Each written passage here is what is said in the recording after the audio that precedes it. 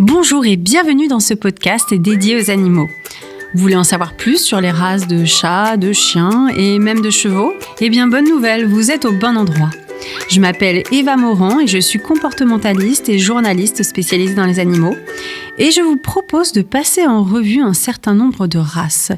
Aujourd'hui, je vous propose de parler du trotteur français. Alors, vous en avez forcément déjà entendu parler puisqu'il fait partie de l'une des races de chevaux les plus connues.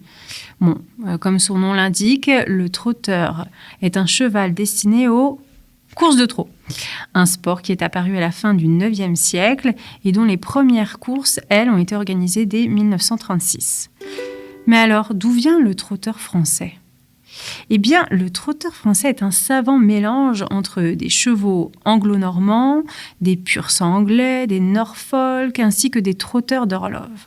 Au fil des années, d'autres croisements, mais bon, pas vraiment officiels, ont été faits avec des chevaux américains, mais ils ont ensuite été interdits. Ces croisements ont tout de même permis d'obtenir un cheval léger, rapide et parfaitement adapté au trot attelé. La race a officiellement été reconnue en 1922. Alors, si vous espérez pouvoir croiser un trotteur en dehors des hippodromes, je vous conseille d'aller vous balader du côté de la Basse-Normandie, voire même dans tout le quart nord-ouest de la France, car c'est là-bas que les élevages de trotteurs sont particulièrement présents. Mais une fois arrivé en Basse-Normandie, alors, comment reconnaître un trotteur français ? Alors, je suis au regret de vous annoncer que le trotteur français ne répond à aucun standard physique particulier. Même si, pour être un bon trotteur, il faut quand même être compact, puissant. Ils ont aussi la particularité d'avoir une tête qui est rectiligne, large, avec de longs membres résistants, course oblige. Ils mesurent entre 1,60 m et 1,70 m et pèsent entre 500 et 550 kg. Et sachez que, selon leur physique, les trotteurs seront plus adaptés à un certain type de trot. Alors, par exemple, pour le trot monté, ce sont généralement des trotteurs qui vont être grands et compacts, alors que pour le trot attelé, il s'agit plutôt de chevaux qui seront légers et agiles.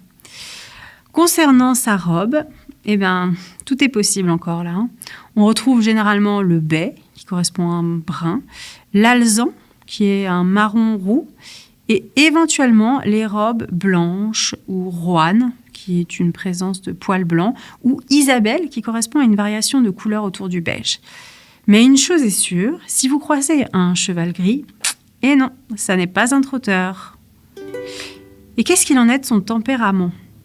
Eh bien, même si chaque cheval a sa propre personnalité, il existe quand même des tendances comportementales parmi la race. Alors, les trotteurs sont souvent décrits comme étant dociles, proches de l'humain, énergiques et combatifs pendant les courses. Leurs capacités physiques les rendent aussi polyvalents parmi les différents sports hippiques. Il est d'ailleurs endurant et robuste et peut courir à partir de ses 2 ans jusqu'à ses 10 ans. Son espérance de vie est estimée entre 20 et 30 ans. Les trotteurs peuvent néanmoins être sujets à certaines maladies comme l'ostéochondrose qui correspond à une anomalie des os et des cartilages et qui se développe au cours de la croissance de l'animal. On retrouve aussi chez certains individus une mutation génétique responsable de problèmes de locomotion. Voilà tout ce qu'il faut savoir sur le trotteur français. N'hésitez pas à écouter nos autres épisodes et si ce podcast vous a plu, partagez-le. Merci pour votre écoute et à bientôt.